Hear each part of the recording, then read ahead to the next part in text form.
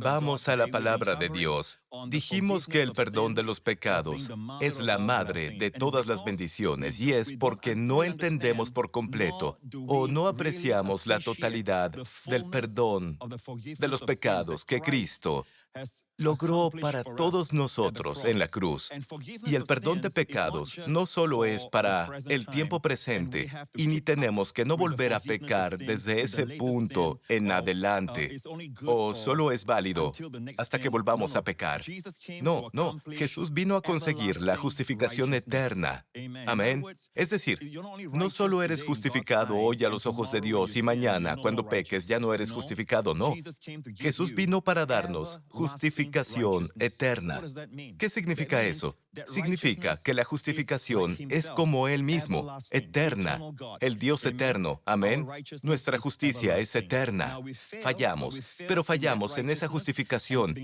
Y estar conscientes de esa justificación nos restaura de nuevo. Gloria al Señor. Pero hay un pasaje en particular en las Escrituras que hace que las personas se alejen de esa posición de justificación o que tengan dudas sobre estar en paz con Dios a través de nuestro Señor Jesucristo.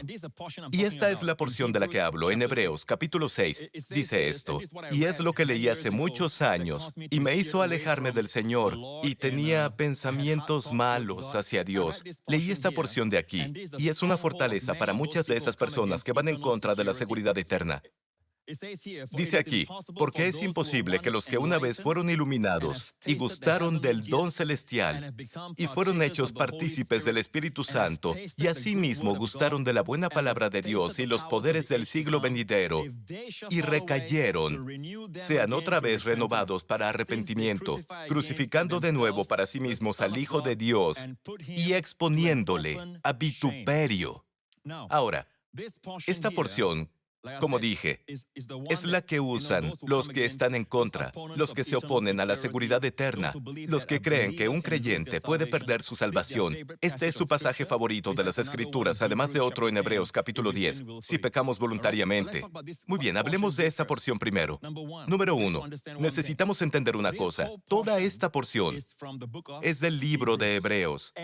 Y el libro de Hebreos fue escrito para los hebreos creyentes después de que Cristo vino. Pero recuerden esto, también está escrita para todos los hebreos que profesan su fe en Cristo.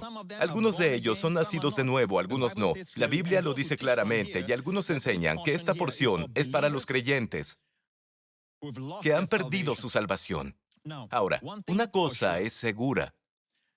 Si esto es verdad, te dice en el versículo 6, no, el versículo 4 dice, porque es imposible que los que una vez fueron iluminados, que experimentaron todo esto y recayeron, sean otra vez renovados para arrepentimiento. Muchas veces, las personas usan este pasaje y luego hacen un llamado al altar.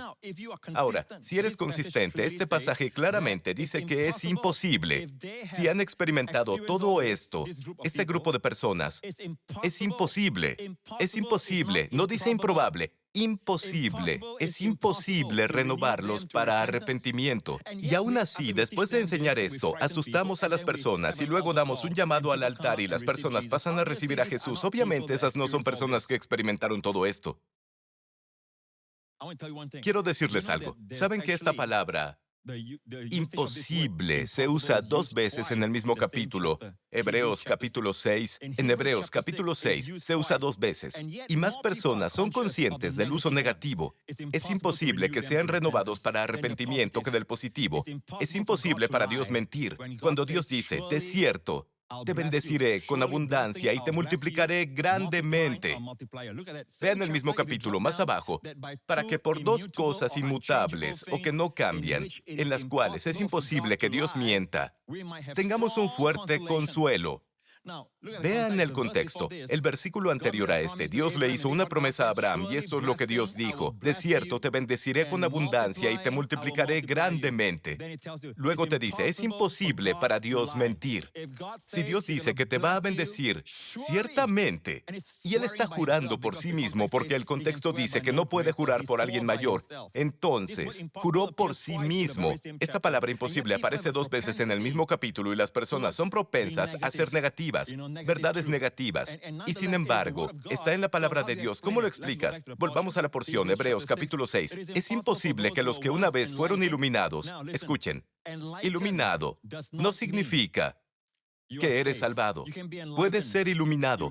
Vienes a una reunión del Evangelio. Te invita un amigo. A alguien lo invita a un amigo. Estamos hablando de un tercero. Lo invita a su amigo. Viene a una reunión del Evangelio. Hemos visto esto. Él es iluminado. Saben que el camino a Dios es a través de Jesucristo. ¿Conocen a personas así? Y aún así dicen, siento que un día aceptaré a Cristo. ¿Han conocido a personas así? Es posible ser iluminado, a diferencia de ser salvado. Amén. Ahora, un buen ejemplo de una persona que experimentó todo eso y aún no es salvada es Judas Iscariote. Judas era iluminado. Y la siguiente línea dice, es imposible que los que gustaron del don celestial dirán, ¿el don celestial no significa que fuiste salvado? No. Noten la palabra gustar. Guo, en griego. Gustar es la misma palabra que se usa cuando Jesús colgó de la cruz. Le dieron a beber vinagre mezclado con hiel cuando estaba en la cruz. Cuando Jesús, después de haberlo probado, guo, gustó de eso. Él no quiso beberlo. Probar no significa beber, no significa pasar. Él lo probó. Volvamos a la misma palabra. La palabra griega que se usa aquí, gustaron del don celestial, es lo que acabo de decir. Hay personas que vienen a la iglesia y han gustado del don. El don es el Señor Jesucristo, ese don celestial. Ellos lo probaron. Amén. Y su presencia muchas veces. Y aún dicen, tal vez no es mi tiempo aún. Un día lo haré, un día. Pero no puedes decir que no lo probaron. Muchos de ellos testificarán, sentí algo. Ellos lo probaron, pero no lo aceptaron. No lo invitaron a sus vidas, a sus corazones. La siguiente línea dice, y gustaron del don celestial y fueron hechos partícipes del Espíritu Santo. Fueron hechos partícipes del Espíritu Santo. Ahora, partícipes del Espíritu Santo, Pastor Prince, ahí tiene. Esa persona es salvada porque solo los que son salvados tienen al Espíritu Santo. Pero la palabra que usan aquí es metokos, y metokos es la palabra partícipes en griego. Partícipes. Metokos, meta, junto con, literalmente significa formar parte con lo que el Espíritu Santo está haciendo. No significa tener al Espíritu Santo en ti.